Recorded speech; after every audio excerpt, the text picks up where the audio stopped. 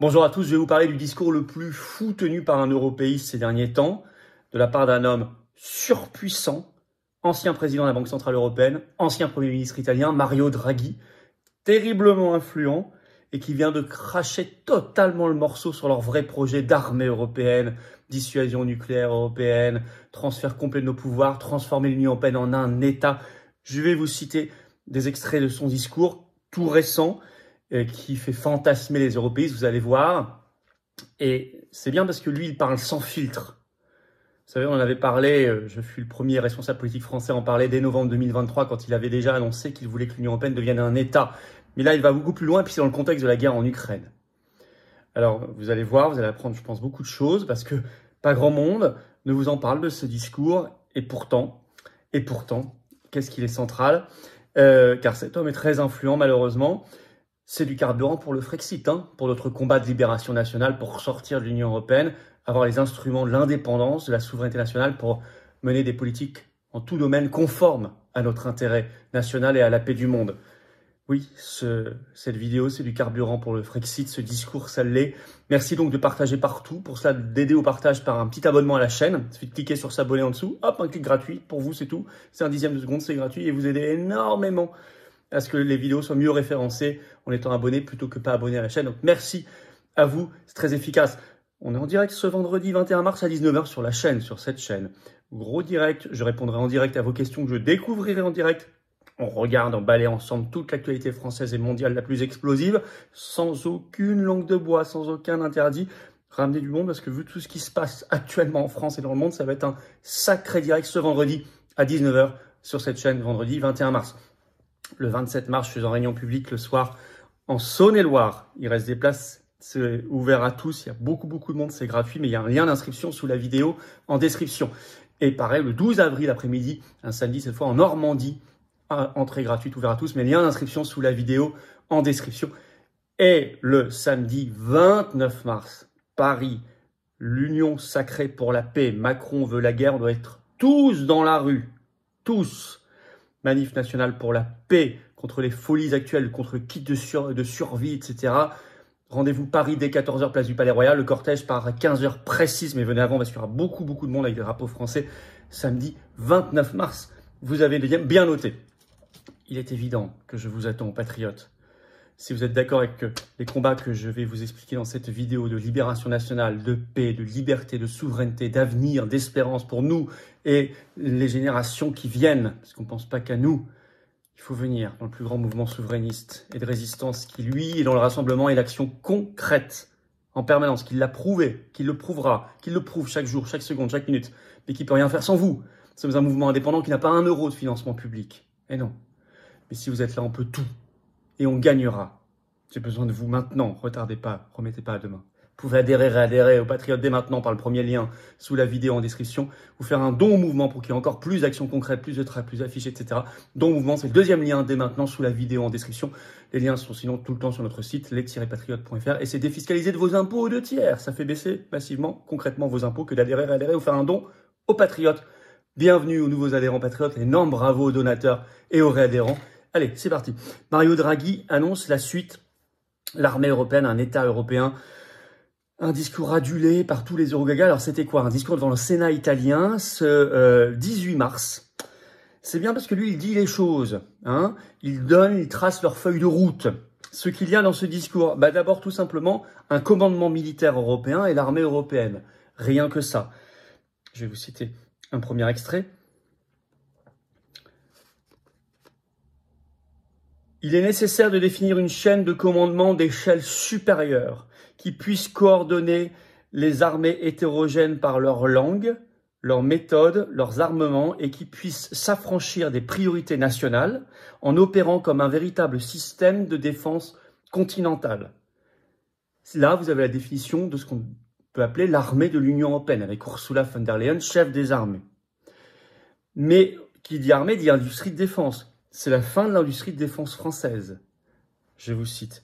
Il serait nécessaire que l'actuel marché public européen de la défense, environ 110 milliards d'euros en 2023, soit concentré sur quelques plateformes de pointe plutôt que sur une multitude de plateformes nationales, aucune réellement compétitive. Nous avons la deuxième plus exportatrice du monde. Qu'est-ce qu'ils racontent? Car essentiellement conçus pour leur marché domestique, pas pour la française. Nous sommes, encore une fois, derrière les États-Unis, la deuxième plus exportatrice du monde. L'effet de cette fragmentation est dévastateur. Malgré des investissements globalement élevés, les pays européens achètent finalement une grande partie de leur plateforme militaire aux États-Unis. Donc là, il essaie de nous dire, regardez, si on fait ça, l'industrie de défense européenne, on arrête avec les nationales, on va acheter moins de produits américains. Mais parlez pour vous. Ici, derrière, entre 2020 et 2024, les États-Unis ont assuré 65% des importations des systèmes de défense des États européens. Mais pas du tout en France. Ce n'est pas du tout valable pour la France. Des États-Unis, en valeur, nous, j'ai vérifié, et en volume, on importe très peu, moins de 1 milliard d'euros par an sur la défense. Avant la guerre d'Ukraine. Alors là où on importe un peu plus, c'est pour les Ukrainiens. Des munitions, bombes, corps de bombes, de temps en temps quelques produits techniques pour l'aéronaval, de catapultes, avions de surveillance, mais ce sont des achats non récurrents. Et les pires années, on importe au total, dans le contexte de la guerre d'Ukraine, sinon c'est beaucoup moins de 20% des États-Unis. Nous avons une base industrielle de défense qui est extrêmement performante, qui est nationale, qui est très compétitive, qui est très exportatrice, qui est très reconnue, qui est très innovatrice. Donc le faux argument que vend Mario Draghi est en fait pour nous une catastrophe. On se ferait piquer la technologie. Il ajoute derrière, je cite, « L'Europe doit créer sa propre défense ». Comme ça, c'est clair. Alors, il utilise le prétexte technologique en disant, je cite, « Il faut le faire à l'échelle européenne pour exploiter au mieux les technologies nouvelles. Il faut y penser... passer, dit-il, par l'échelle européenne. » Sous-entendu, c'est toujours le même argument, pour les toutes nouvelles technologies, les meilleurs drones possibles, les meilleures technologies possibles, il faut absolument que... On ne peut pas y arriver au niveau national, on est trop petit, donc il faut le faire à l'échelle européenne. Faux argument. La France maîtrise quasiment toutes les nouvelles technologies de défense. Et quand nous avons voulu le faire avec nos amis européens, ça s'est très souvent terminé par un fiasco. Par exemple, les eurodrones, comme on dit, pour les drones, les eurodrones MALE, M-A-L-E. Depuis des années, on est embourbé dans le futur avion de combat du futur, le SCAF. Alors que le Rafale, y compris le Rafale nouvelle génération qui est en train de venir, sont ultra performants et fonctionnent bien. Ils sont parfaitement 100% français. Donc cette histoire de « big is beautiful », en quelque sorte, ce qui est gros est mieux, surtout pour les nouvelles technologies, c'est un faux argument. Je vais vous citer ce qu'il dit. Il est donc nécessaire de se doter d'une stratégie continentale unifiée pour le cloud, le supercalcul, l'intelligence artificielle, la cybersécurité. Cette évolution ne peut se faire qu'à l'échelle européenne. Sophisme. Vous savez, un truc qu'on dit vite en se disant ça passera comme une vérité forcément. Il faut y réfléchir, c'est pas argumenté. Ça n'est pas réellement argumenté. La défense commune de l'Europe, dit-il, devient ainsi un passage obligé pour exploiter au mieux les technologies qui devront garantir notre sécurité. Ce ne sont que des sophismes. On essaie de vous fourrer un faux raisonnement dans la tête, l'air de rien, sans l'argumenter. Alors, logiquement, ensuite, il passe de l'armée, la défense, la base de défense industrielle, à la puissance politique tout court, la puissance politique internationale. Je vais citer un extrait. « Pour tout cela, il est nécessaire d'engager un processus qui nous amènera à dépasser les modèles nationaux et à penser à l'échelle continentale. Tout cela concerne non seulement notre sécurité, mais aussi la place de l'Europe parmi les grandes puissances. » Donc ça veut dire que la France perdrait son siège de membre permanent du Conseil de sécurité de l'ONU, sa place dans les négociations internationales pour défendre ses intérêts, alors intérêts industriels, agricoles, économiques, de sécurité, diplomatiques, enfin énergétique, tout ce que vous pouvez, environnementaux, tout ce que vous pouvez imaginer. On remplacerait par l'Europe. Et en fait, il faut pour cela un instrument financier. Et la boucle sera bouclée, c'est ce qu'il appelle la dette commune. Alors la dette commune, je vais vous citer un extrait, et écoutez bien ce qu'il glisse au milieu, on va y revenir. Le recours à la dette commune est la seule voie possible. Pareil, argument d'autorité qui n'est pas démontré, la seule voie possible. Pour mettre en œuvre de nombreuses propositions contenues dans le rapport, Mario Draghi dit « L'Europe devra agir comme un seul État ». Cela pourrait signifier soit une plus grande centralisation des décisions et des capacités de dépenses, soit une coordination plus rapide et plus efficace entre les pays. L'Europe devra agir comme un seul État. Voilà où on en arrive, évidemment. Et la conclusion du discours, écoutez ces mots. Les choix qui nous attendent sont d'une importance historique, peut-être comme jamais depuis la fondation de l'Union européenne. Discours devant le 18 mars tout récent de Mario Draghi, homme surinfluent et surpuissant en Europe. Attention, un peu de long parce qu'il est moins mis en avant que les Ursula von der Leyen, tout ça, peut-être. Quoiqu'il est quand même assez connu parce qu'il a été Premier ministre italien et président de la Banque Centrale Européenne, mais très très influent. Je rappelle, c'est toujours un article de Réactif du 20 novembre 2023, toujours en ligne. Je fus le premier responsable politique le soir même à le révéler aux Français par une vidéo. Il avait déclaré « L'Union européenne doit devenir un État », selon Mario Draghi, qui est même le titre de cet article. C'est ce qu'il avait déclaré alors. Il avait sorti le 9 septembre 2024 son fameux rapport Draghi sur la compétitivité, avec déjà la proposition d'émettre une dette commune. Alors ce discours, le nouveau discours, il est adulé par les euro-gagas, les euro-fanatiques, comme par exemple la journaliste Marion von Rettergem, qui a été journaliste à l'Express, sur LCI, au Monde, et qui intervenait encore tout récemment dans les émissions spéciales Ukraine sur France 2. C'était d'ailleurs plutôt ridiculisé devant Dominique de Villepin, si vous avez vu, en confondant deux Russes sur les prénoms. Bref, en tout cas, elle a mis des extraits de ce discours, et surtout le moment où il parle d'un seul État. Il dit que l'Union européenne doit devenir un seul État. Donc il fantasme, c'était sur son compte X ce 18 mars. D'autres sont plus lucides, toujours sur son compte X, toujours le 18 mars. Cette fois, c'est l'économiste et universitaire Christian Saint-Etienne qui, lui, s'inquiète beaucoup de ce discours. Il dénonce un aveuglement suicidaire. Je vais citer d'ailleurs son tweet. Draghi vient de faire un discours à Rome, devant lequel tout le monde déjà se pâme. Tout doit être concentré dans les mains de la Commission européenne qui porte une lourde responsabilité dans l'effondrement du poids relatif de l'Europe dans le monde. Colossale erreur. Bon, au moins c'est bien. Il voit les choses. Alors je rappelle quand même que c'est la philosophie de Draghi qui est à la base du plan que vient de présenter Ursula von der Leyen, qui s'appelle Rearm Europe, réarmer l'Europe, avec notamment 150 milliards d'euros de prêts, la création d'un poste depuis quelques mois de commissaire européen à la défense. C'est évidemment pour aller vers ça, ils ne vous le disent pas aussi clairement que Mario Draghi, mais c'est vers ça qu'ils veulent aller, dans cette philosophie-là. Macron, il suit évidemment cet agenda d'un seul État européen, d'une armée européenne, d'une dette commune, etc. etc.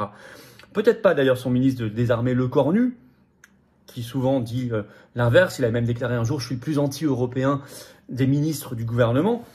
On veut bien le croire, mais je pense qu'il se leurre lui-même. Il se leurre lui-même. Son chef Macron, et tous les autres autour, sans aucune exception, suivent évidemment cet agenda. Et c'est bien qu'il soit exposé clairement. Moi, je préfère quand les choses sont dites. Donc, à la limite, merci Mario Draghi de dire les choses. Je vous combattrai sans répit, mais merci de dire les choses, plutôt que d'avancer masqué. Alors, c'est un agenda de guerre permanente, vous l'avez compris. Ils ont besoin, pour avancer dans ce sens-là, croyez-vous que la paix soit pour eux une bonne option? Bien sûr que non. Ils ont besoin de la guerre. C'est pour ça qu'ils mettent de l'huile sur le feu en Ukraine en permanence. Tout pouvoir à la Commission européenne, disparition de la France comme armée, comme État et donc comme nation. Tyrannie européiste armée, militarisée. C'est une tyrannie non seulement, mais maintenant militarisée. Attention. Frexit face à cela. Il n'y a pas d'autre solution. Le Frexit entraînera le démantèlement de tout ça, la disparition pure et simple de tout ça. Le Frexit, c'est-à-dire la sortie de la France de l'Union européenne. C'est un projet de paix et de sécurité, le Frexit. C'est un projet d'indépendance nationale, de libération, ça vous l'avez bien compris, mais c'est aussi un projet de paix et de sécurité. Merci donc de partager la vidéo. Pour ça, de vous abonner ou réabonner à la chaîne YouTube. Cette chaîne, par un petit clic gratuit sur s'abonner en dessous. Hop, c'est fait. Ce vendredi, merci beaucoup, c'est tellement efficace. Les vidéos circuleront mieux si vous êtes abonné. Pour vous, c'est juste un clic gratuit. Merci infiniment. Ce vendredi 21 mars à 19h, on est en direct sur cette chaîne. Samedi 29 mars, rendez-vous Paris dès 14h, place du Palais Royal pour un départ précisément à 15h du cortège pour la paix, union sacrée pour la paix. Tous dans la rue parce que Macron et l'Union européenne veulent la guerre. C'est très très important. On ne veut pas non plus le vol de l'épargne. On se mobilise sur ça. On ne veut pas de vos kits de survie. On vient, venez de partout, organisez du covoiturage, contactez vos référents, venez de partout et même au-delà de France. Ça va être le grand moment, la démonstration de force encore plus puissante que le 8 mars où il y avait un monde fou déjà. Je vous attends. D'ici là, 2 rendez-vous dans nos belles régions. 27 mars en Saône-et-Loire, inscription sous la vidéo en description. Et 12 avril en Normandie, Calvados, inscription sous la vidéo en description. Je vous attends, patriotes. Voilà. Si vous dites, c'est pas pour moi, si, la politique avec un P majuscule, le combat de paix et d'indépendance nationale, d'avenir, je vous assure que c'est pour vous et vos enfants, même vos petits-enfants. J'ai besoin de vous. Nous sommes les seuls à se dresser concrètement dans la rue, concrètement dans les tribunaux, à agir concrètement. Nous sommes le plus grand mouvement souverainiste et de résistance de France, dans l'action concrète et dans le rassemblement. Mais je ne peux rien sans vous. Je peux tout avec vous. Nous pouvons tout ensemble et gagner. Nous sommes un mouvement indépendant, anti-oligarchique, qui n'a pas un euro de subvention publique ni d'aide des banques. Alors aidez-nous, venez. Apportez votre contribution. Soyez là. Vous pouvez adhérer, réadhérer dès maintenant par le premier lien sous la vidéo en description. L'heure est grave. J'ai besoin de vous. Ce lien pour adhérer, réadhérer, je l'ai mis également en commentaire épinglé, une petite fiche sur l'écran maintenant et dans quelques secondes un lien sur l'écran. Faire un don au mouvement, c'est le deuxième lien sous la vidéo en description, ça permet de financer plus d'actions parce que nous n'avons pas de financement public encore une fois. Et tout ça en plus est défiscalisé de vos impôts aux 2/3 de ce que vous mettez. Aux 2/3, ça fait baisser très massivement vos impôts que d'adhérer, réadhérer ou faire un don. Profitez-en, faites pas ce cadeau à Macron et au fisc. Énorme bravo aux donateurs et aux réadhérents, bienvenue aux nouveaux adhérents, patriotes et vive la France.